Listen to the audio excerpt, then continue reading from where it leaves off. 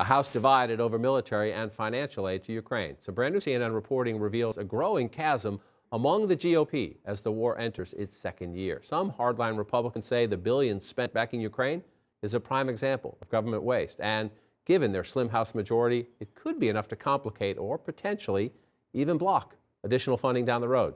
Joining us now to share their reporting and their insights, CNN's MJ Lee, CNN's Isaac Dovere, Tia Mitchell of the Atlanta Journal-Constitution, and CNN's Lauren Fox. Lauren, so the House Republicans you report, it's a minority, but it's a vocal minority who say, America first, what are we doing, where's the money going? Yeah, and it's been a dramatic split screen this week. While you've had the president visiting Ukraine, you have had a lot of these House Republicans arguing he shouldn't be there in the first place. He should be back in the United States. So I think one of the biggest chasms that you're starting to see right now is just fatigue about why is the U.S. spending money at all. And it's a real big difference between the leadership and some of these rank and file members. You have people like Mitch McConnell who are going to go out there and argue all day long on Fox News that this is an important issue for the Republican base. Then you have people like Kevin McCarthy, who's going to have to contend with some of those conservatives, like Matt Gaetz, who has a resolution asserting American fatigue over giving Ukraine financial aid for this war. Kevin McCarthy said he did not support that resolution, but he also doesn't support a blank check. And that leads to a lot of question marks as this fight on Capitol Hill really intensifies over spending over the next several months. What does that mean for the future of Ukraine? And this isolationist movement is growing in the Republican Party. It's not new, but it is growing. And you see, you're noteworthy. Many House Republicans said, what is President Biden doing there the last few days? They did not seem to question why their own House Foreign Affairs Committee Chairman Mike McFaul was there, leading a bipartisan delegation of House members. He was in Kyiv right after President Biden. I didn't see any tweets saying, why isn't he back in Texas? Why isn't he at the border? They seem to have forgotten that part.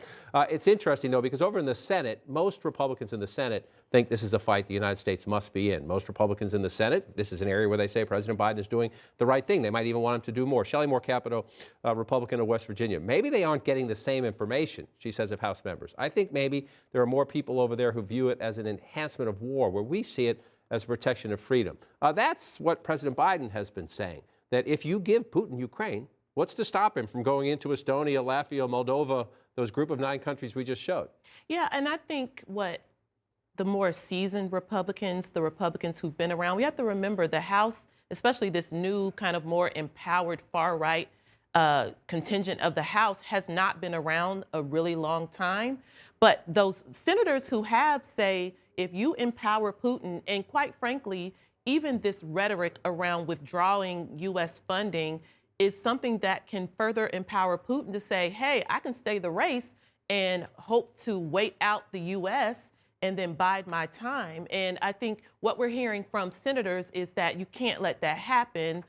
The question is, will the House, that new Republican majority, start standing in the way of further U.S. support for the Ukraine? And what makes it all the more interesting is, as we head into the presidential cycle, it's not just a House Republican or even an internal House Republican divide. You see it playing out on the campaign trail among declared and likely soon to be Republican presidential candidates. The war in Ukraine, it's more than just about Ukraine. This is a war about freedom. And it's a war we have to win. They have effectively a blank check policy with no clear strategic objective identified. And these things can escalate, and I don't think it's in our interest to be getting into proxy war with China. Is this a fight President Biden wants to have on the campaign trail? Or is there any concern at the White House that if this is a either-or campaign issue, it undermines the effort in Congress? Well, look, I would say that I think the last 72 hours have shown what a tough hand Republicans have to play in many ways, right? We've had this president who has made a dangerous trip into a war zone, has been sticking his finger in the eye of Vladimir Putin, and standing next to an international hero, that being Volodymyr Zelensky. American voters like seeing a president who looks strong on the international world stage, particularly heading into a war zone on such an unprecedented trip. And Republicans want to sort of make something political out of something that is very challenging for them to deal with. The imagery of the president making this trip has been something challenging for Republicans to deal with. But I think, Lauren, you make a really good point about how this isn't really the majority of Republicans. The Republican Party, in large part, they are supportive of continuing to fight against Vladimir Putin. But I think someone like Kevin McCarthy, he hasn't really made clear what exactly he means when he says there's not going to be a blank check made out to Ukraine. Pick your cycle. Presidential primaries often settled debates in parties. Bill Clinton was the different kind of Democrat. George W. Bush wanted compassionate conservatism. Donald Trump rewrote the rules of Republican politics. Will this debate be settled?